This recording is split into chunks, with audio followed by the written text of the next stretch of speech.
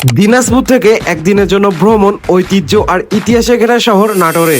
বন্ধুদের সাথে আড্ডা, খাওয়া দাওয়ার সাথে নাটোরের গ্রিন ভ্যালি পার্ক এবং গণভবন সহ বিভিন্ন দর্শনীয় স্থান পরিদর্শন, সবকিছু নিয়ে থাকছে আজকে সম্পূর্ণ বিস্তারিত একটি ব্লগ। হাই, আমি ফারহান। দিনাজপুর থেকে আমাদের যাত্রা শুরু হয় রাত 3টার সময়, কারণ প্রায় 200 কিলোমিটার পাড়ি দিয়ে পৌঁছাতে হবে নাটোরে। দিনাজপুর ফুলবাড়ি বাস স্ট্যান্ড থেকে শুরু হয় আমাদের যাত্রা। প্রায় 2 ঘন্টা জার্নি করার পর ভোরের আলোর দেখা মিলে। এদিকে সকাল হতে না হতে শুরু হয়ে গেছে পোলাপানের উড়াধুরা নাচ গান। নাটোরের রাস্তাগুলো অসাধারণ সুন্দর। রাস্তার দুই পাশে সারি সারি গাছপালাগুলো আপনাকে সত্যি মুগ্ধ করবে। টোটাল 6 ঘন্টা জার্নি করার পর আমাদের প্রথম গন্তব্যস্থান গ্রিন ভ্যালি পার্কে গিয়ে পৌঁছাই। সকাল 9টার পরে গ্রিন ভ্যালি পার্ক খোলে। আমরা 20 মিনিট আগেই পৌঁছেছিলাম, এজন্য আমাদের বাইরে কিছুক্ষণ ওয়েট করার লাগে। তারপর আমরা বাস পার্কিং এর জন্য টিকিট কেটে ভিতরে প্রবেশ করি। এখানে বাস পার্কিং এর জন্য আলাদা ফি দিতে হয়। এখানে এসে দেখলাম পহেলা বৈশাখের জন্য তারা পার্কটা সুন্দর করে ডেকোরেট করতেছে। জনপ্রতি 60 টাকা করে দিয়ে পার্কের মূল অংশে প্রবেশ করি। পার্কে প্রবেশ করে হাতের ডান পাশে দেখা মিলবে এরকম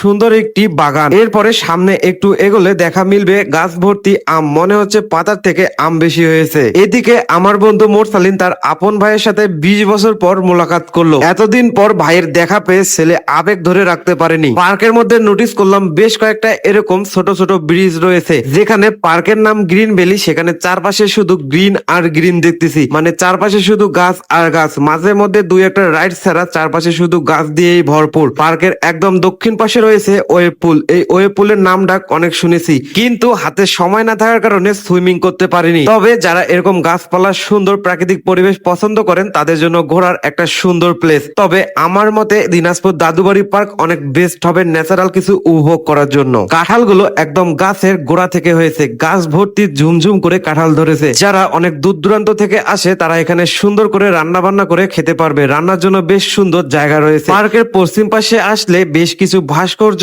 ও লতা পাতা ফুলের কাছে দেখা মিলবে। পুরো পার্ক দেখা শেষ করে দুপুর 12টার দিকে লাঞ্চের জন্য নাটোরের বিখ্যাত প্রচুর হোটেল এন্ড রেস্টুরেন্টে যাই। আগে থেকে বুকিং করা ছিল সবকিছু। তবে এখানকার খাবার আমার কাছে খুব একটা ভালো লাগেনি। মাংসের মধ্যে কোনো স্বাদ ছিল না, শুধু ঝাল আর ঝাল। তবে এখানকার মুড়ি ঘন্টটা বেশ ভালো লেগেছে আমার। এখান থেকে দুপুরের লাঞ্চ শেষ করে আমরা চলে যাই নাটোরের গণভবনে। নাটোরের যে পরিমাণে গরম পড়ছে, এখানে 2 থেকে 3 দিন থাকলে মনে হয় একদম গ্রিল হয়ে যাব। সকলের জন্য সাজেস্ট থাকবে এই গরমের মধ্যে কোথাও যেন ট্যুর না দেয়। যেহেতু আমরা পহেলা বৈশাখের দিনে নাটোরে গিয়েছিলাম, সুতরাং গণভবনে বেশ ভালোই ভিড় ছিল। গণভবনের পরিবেশটা আমার কাছে বেশ ভালোই লাগলো। এক সময় এটি ছিল জমিদার বাড়ি, তা পর্যায়ক্রমে গণভবনে পরিণত হয়। জমিদার বাড়ির একটা জিনিস খুব ভালো লাগলো, সবকিছু পরিষ্কার পরিচ্ছন্ন ও সুন্দর করে সংরক্ষিত করে রাখছে। এরপরে শুরু হয় আমাদের লটারির আয়োজন, কিন্তু সেই প্রতিবারের